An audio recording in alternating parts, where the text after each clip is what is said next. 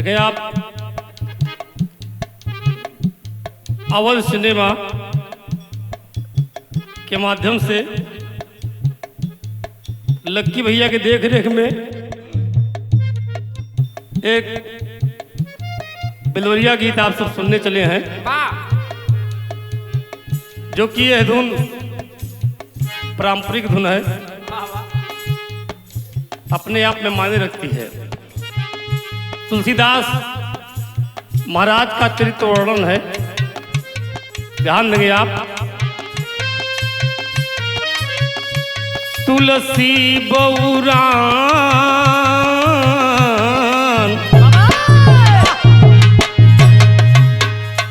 तुलसी बौरान आधी रात भादौमा, तुलसी बौरान आधी रात,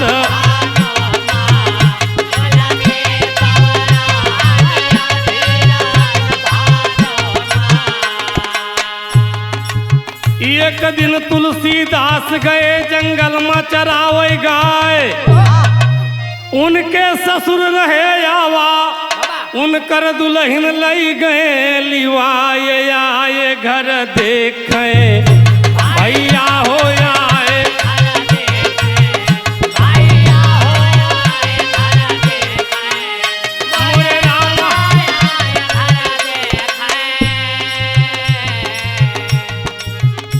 दुल्हन नहीं बाय बड़ा गजब भादैया, ना कई हम आज गईन चरावे गैया, गौवा में जाए कहीं बताए दिया भैया, देखा जो हो कतहु मोर लुगैया, मानव एहसान मानव हो, मानव एहसान आधी रात भादौमा, मानव एहसान आधी,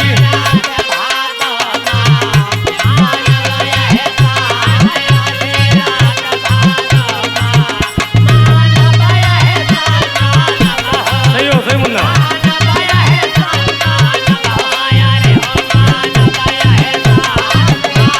महाराज क्या बात है, क्या बात।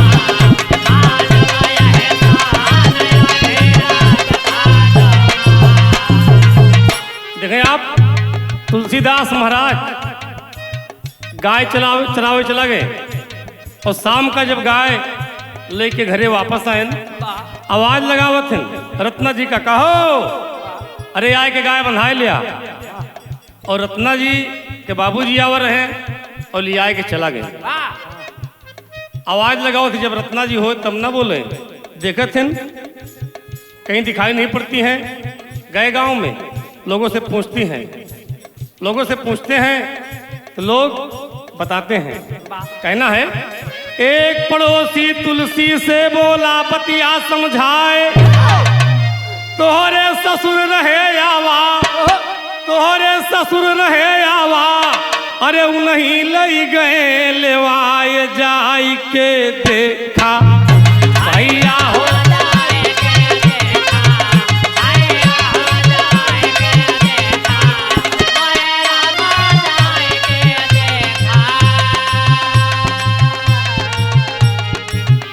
सुनतैयस बात, सुनतैयस बात कई दिहले तैयरिया,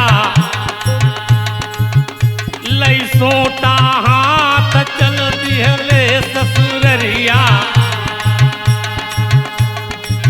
जैसे गांव वाला बताइस, पड़ोसी बताए कि थोड़े ससुर जी आवर रहे, उन्हें थोड़ी दुल्हनी का लिवाए ले गए। जब इतनी बात सुने कहीं अब गाय के बांधे, वही छोटा ले लिए बाबूजी चल दिए। सुनतैयस बात कई दिहले तैयरिया, लई सोटा हाथ चल दिहले ससुररिया, भादों कई रात घेर बिकट अंधेरिया, ला गए बियाबान ला गई हो, ला गई बियाबान आधी रात भादौमा, ला गई बियाबान आधी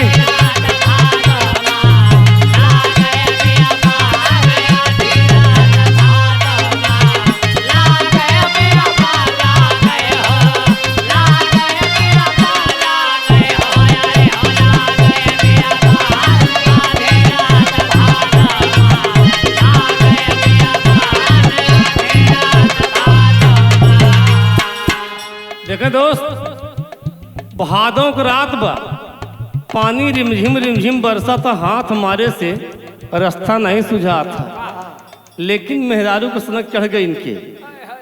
रामचरित मानस का रचयिता जेकर रचा रामायण दुनिया आज गावत बाबूजी वही तुलसीदास महाराज अपने रत्ना जी के याद में भादों के रात में एकदम चापे चला जाते हैं। तो कर प्रिय याद बिकल तुलसी एकदम हो गए अधीर, तुरंत नदी के तीर है पहुँचे, ये बाबू तुरंत नदी के तीर है पहुँचे, बेबस भइल शरीर धीर ना धरते, भैया हो धीर ना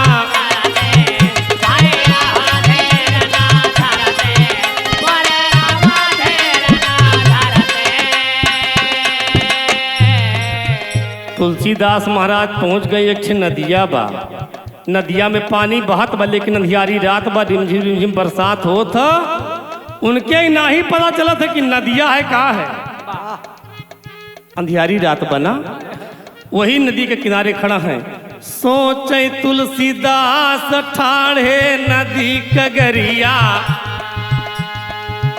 सोचे तुलसीदास ठाढ़े नदी कगरिया, कैसे जाई पार नाही नाव नवरिया, कैसे जाई पार नाही नाव नवरिया, बहती तत्काल आई एक ठठरिया, चढ़ बैठेन भाई मुर्दा समझ नवरिया, झट होई गए पार, झट होई गए, झट होई गए पार, आधी रात भा कहूँमा, झट होई गए पार, आधी रात भा झट होई गए पार, आधी रात भा झट होई गए पार, झट होई गए, झट होई गए पार, झट होई गए, अरे हो पार, आधी रात भा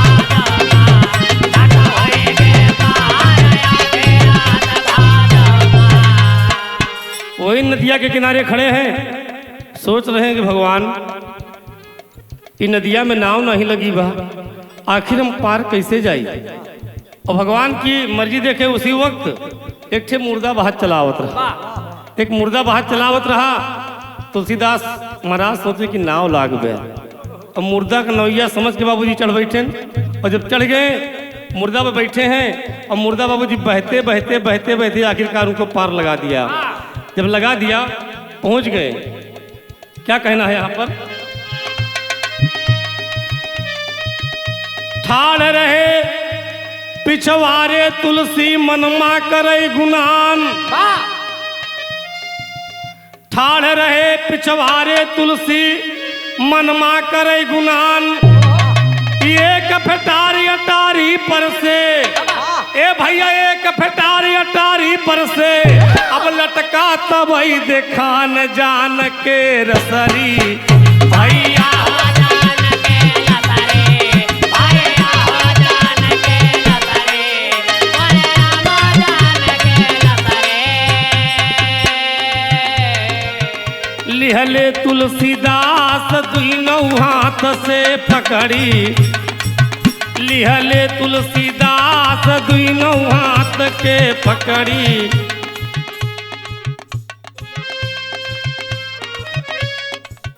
कूदे डेढ़वार पहुँचे जाई के भीतरी, तुलसी कई नार सोई तान के चदरी, धई दिहले हाथ नींद नार कई उघरी, होई गई हैरान होई गई हो गई हैरान, आधी रात भादुमा होई गई हैरान, आधी रात भादुमा होई गई हैरान, आधी रात भादुमा होई गई हैरान, होई गई हो, होई गई हैरान, होई गई हो, अरे हो होई गई हैरान, आधी रात भादुमा होई गई हैरान, आधी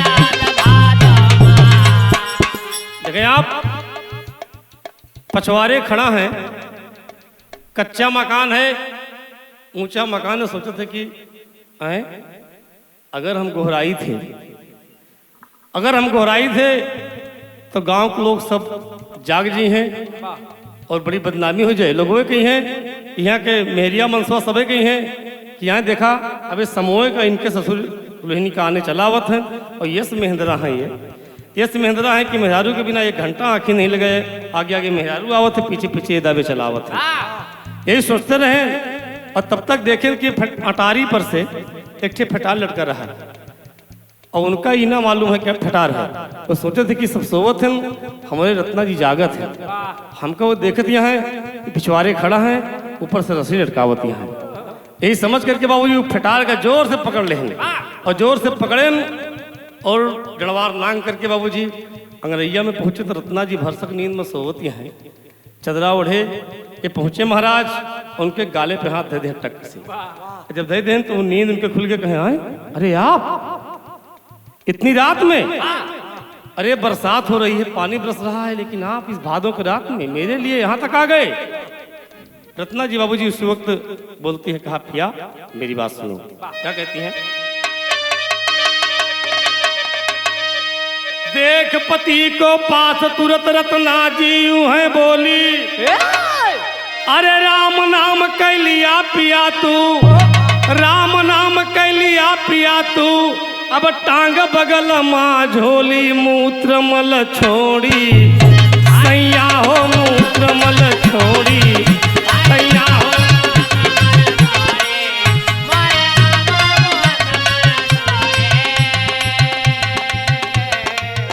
दोस्त इतनी बात कहती हैं, कहा पिया मेरे लिए आप ई अंधेरी रात में भीजते हुए आए हैं, पिया विचार करो। रत्ना जी कहती हैं, पिया जैसे हम आप घर बनवाते हैं तो घर बनवाते हैं तो उसमें एक नापदान लगाते हैं कि जो गंदा पानी है इस नापदान से बाहर हो जाए। या उसी तरीके से जिसके लिए आप आए हैं वो शरीर का सबसे गंदा अंग है। जितना प्यार हमसे आप करते हैं, अगर उतना प्यार कहीं भगवान से कर लेंगे, खुदा से कर लेंगे तो आपका तरन तार हो जाएगा। यही बात कहती हैं। देख पति को पास तुरंत रत्ना जी यूं है बोली, अरे राम नाम कह लिया पिया तू, अब टांग बगल में झोली मूत्र मल छोड़ी, भैया हो मूत्र मल।